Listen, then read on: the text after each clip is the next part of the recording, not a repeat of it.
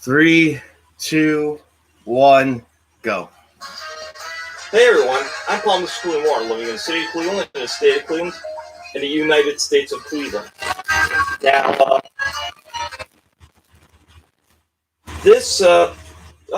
I just realized something. Our grandfather, Papa, this would be his 85th posthumous. This would be his 85th birthday? Yeah, so happy posthumous birthday, Papa, in heaven with my mom. And speaking of my mom, she had a posthumous 65th. So I want to talk about probably her favorite band or one of her favorite bands, Slade. As you can tell, we had a little homage to Slade in our title. There's nothing spelled right, or actually the last part is, but it's called Slade. Nobody's Fools. Now the reason why I did this album was this. This is their actually first album they did They recorded this in L.A. Their first, that's what they're trying to get into the American market. That it really didn't work too well, but I think some ways they did well in the Midwest because Slade, because Kiss, which came around at the same time as this album, got big, and they were real diehard fans of Slade. So probably got bigger hits in the Midwest, the Mid-Atlantic region, and New England. So, this would be a little more different than their previous albums, which were more glam-based.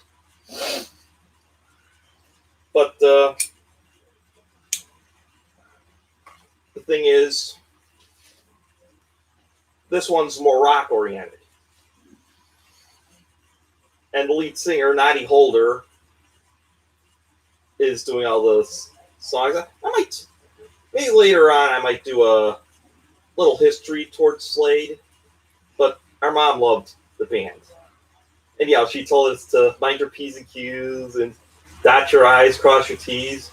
But she loved this band because, they said goodbye to Jane. They had hits, Goodbye to Jane, Come On, Feel the Noise, Mama, We're All Crazy Now. And guess what?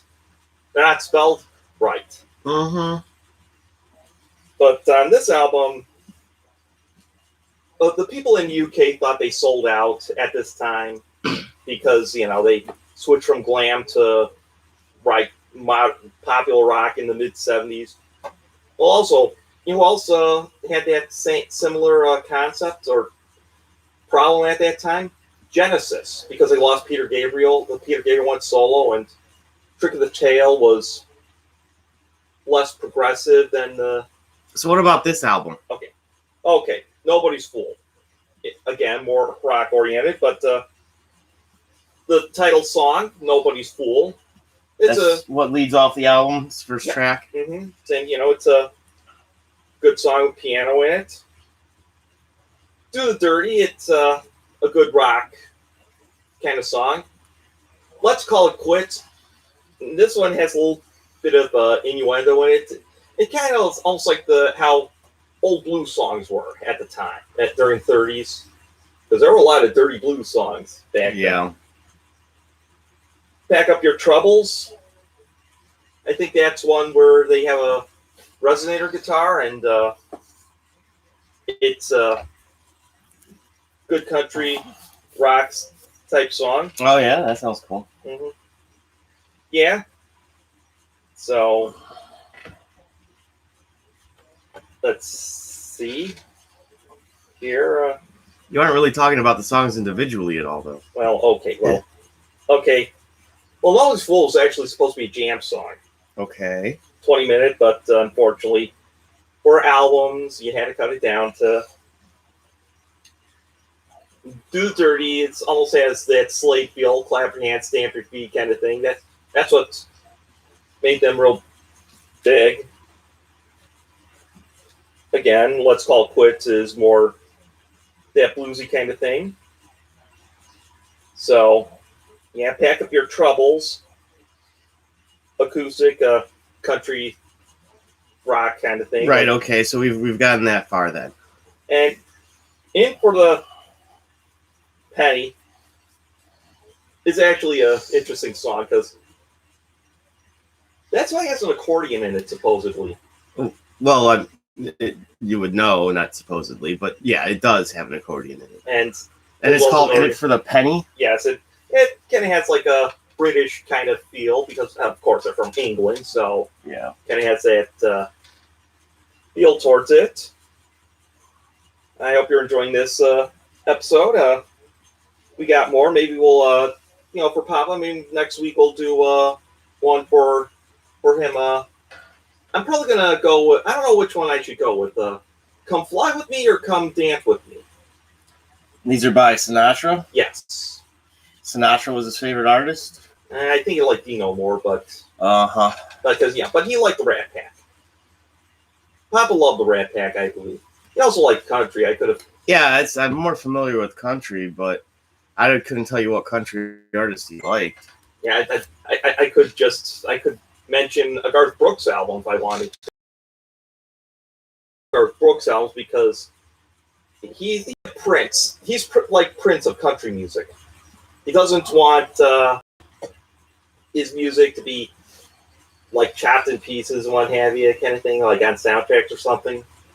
Yeah, I mean, there's plenty of albums that you can find.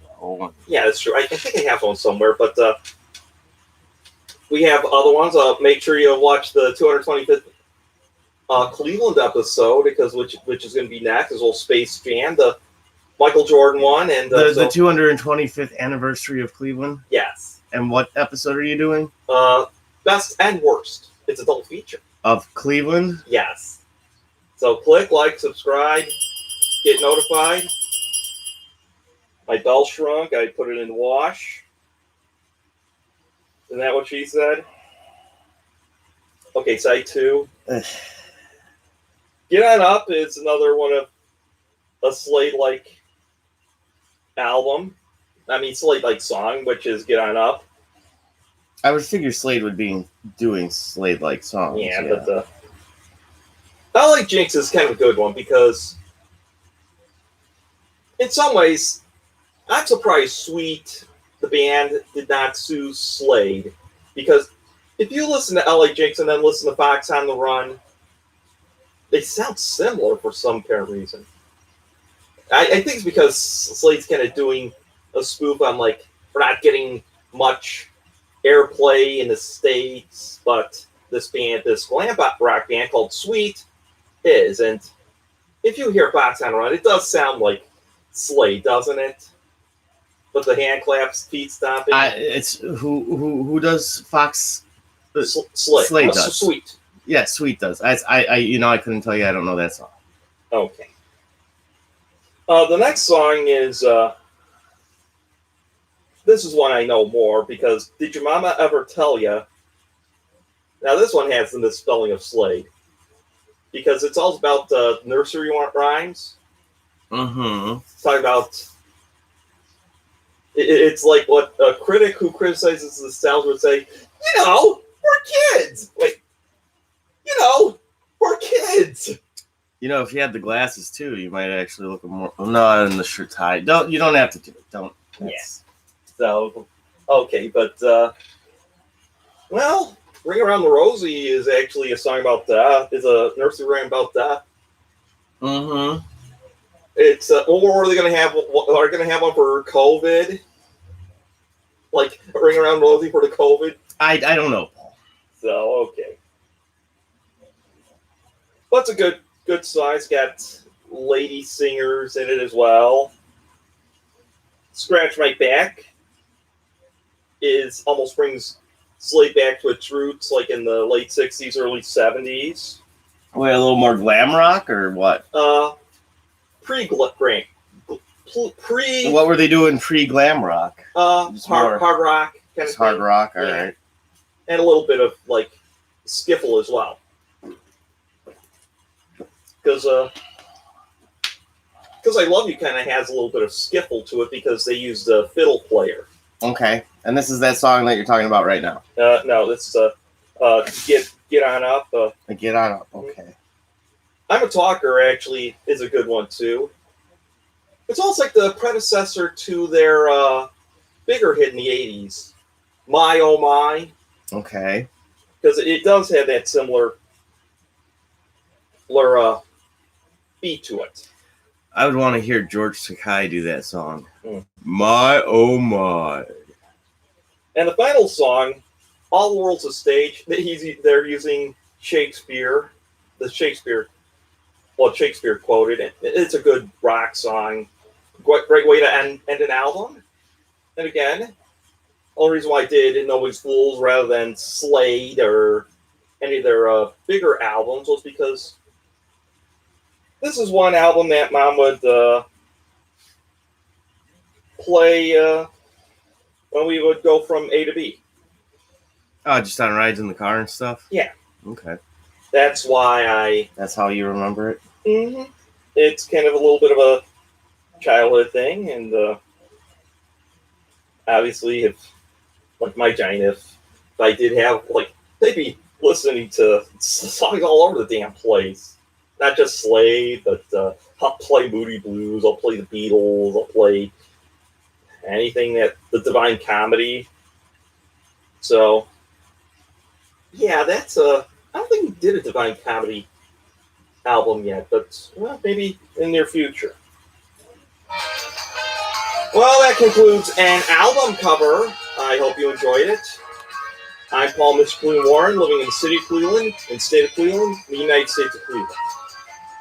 So long. And we're clear.